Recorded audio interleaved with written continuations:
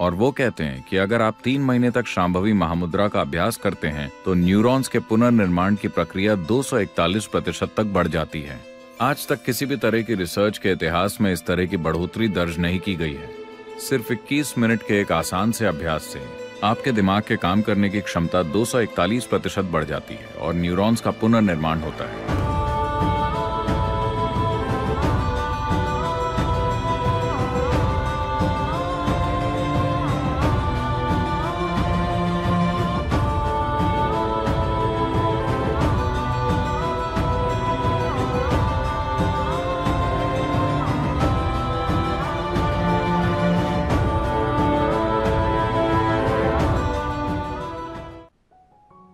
सौर मंडल की बनावट और अंतरिक्ष की ऐसी ही दूसरी प्रणालियां, आकाशगंगाएं वगैरह, ये सब इस रूप में हैं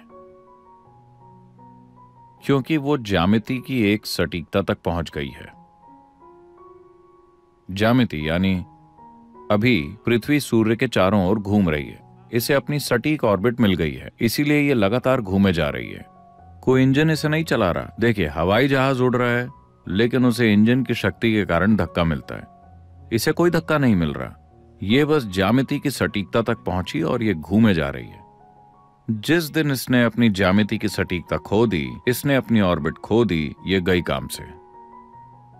तो इस प्रक्रिया में इस ग्रह पर जीवन भी पनपता है।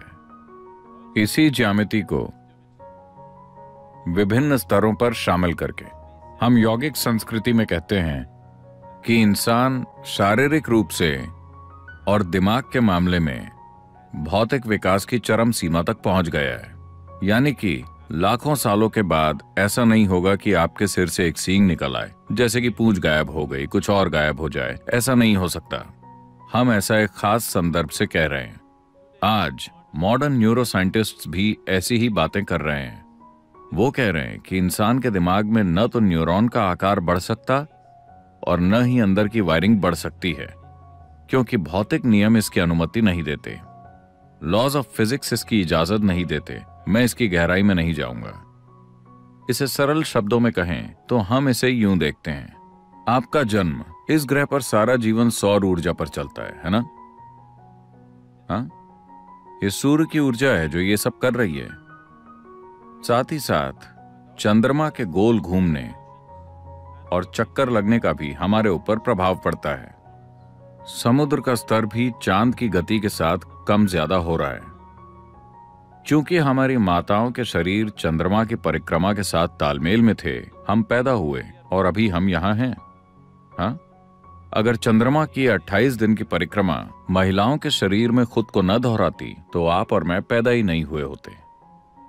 तो चूंकि ये उस हद तक पहुंच गया है, हम कहते हैं कि भौतिक नियम इस हद तक पहुंच गए हैं कि इस ग्रह पर जीवन अब और विकसित नहीं हो सकता।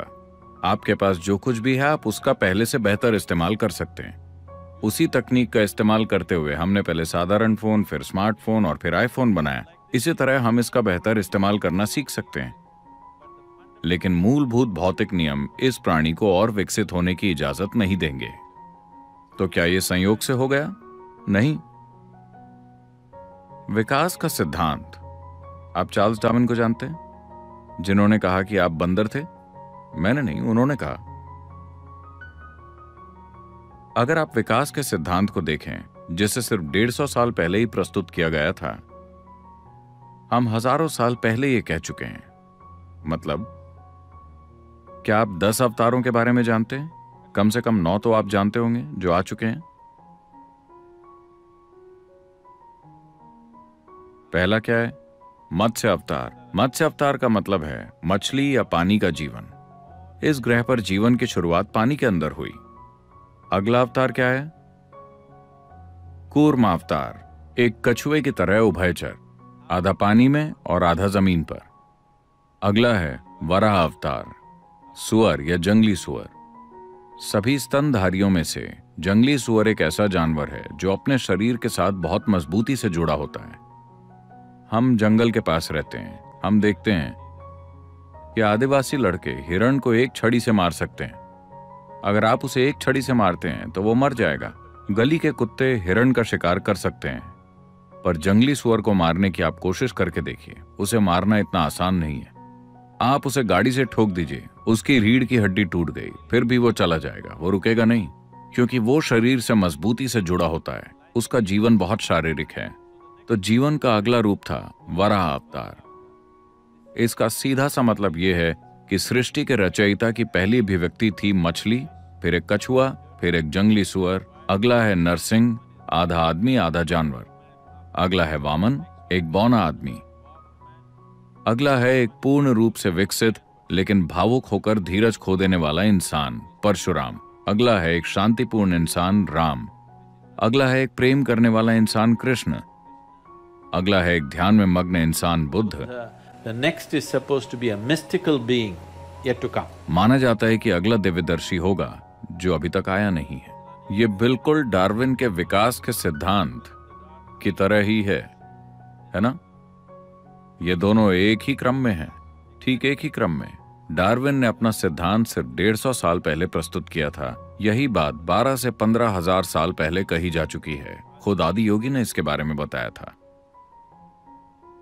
तो अगर आप जीवन पर गौर करते हैं तो आप साफ साफ देख सकेंगे कि जो निर्जीव है उससे जीवन प्रकट हुआ और फिर उससे जीवन का विकास हुआ।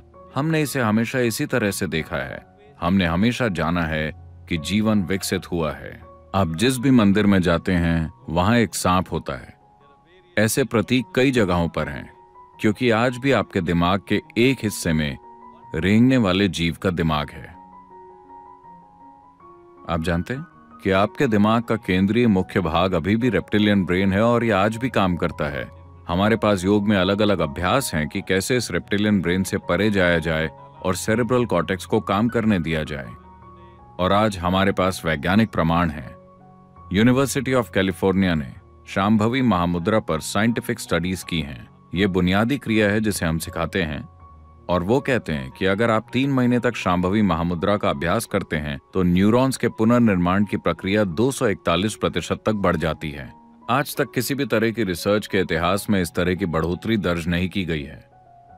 सिर्फ 21 मिनट के एक आसान से अभ्यास से आपके दिमाग के काम करने की क्षमता 241% बढ़ जाती है और न्यूरॉन्स का पुनर्निर्माण होता है। इसका मतलब है कि जैसे जैसे आपकी उम्र बढ़ेगी आप ज्यादा बुद्धिमान होते जाएंगे। आमतौर पर जवान लोग सोचते हैं कि आप मूर्ख होते जा रहे हैं। हाँ, आपका दिमाग असल में बढ़ रहा है। समझे आप? ये हर दिन बेहतर हो रहा है। अब वैज्ञानिक प्रमाण भी मौजूद हैं। हम हमेशा से ये जानते थे, पर आज एक मीटर को ये कहना पड़ता है। अगर कोई इंसान कहता है तो ये सच नहीं है। अगर कोई इंसान कहता है तो बात भरोसे के लायक नहीं है। किसी मीटर को ये कहना होगा। अब मीटर भी कह रहे हैं कि बस 21 मिनट का अभ्यास करने से आपका दिमाग असल में बढ़ रहा है। और आप मीटर पर यकीन मत कीजिए, आप बस 3 महीने तक ये अभ्यास कीजिए और देखिए, आप पाएंगे कि अचानक आपका दिमाग कितना स्पष्ट और कितना तेज हो जाएगा।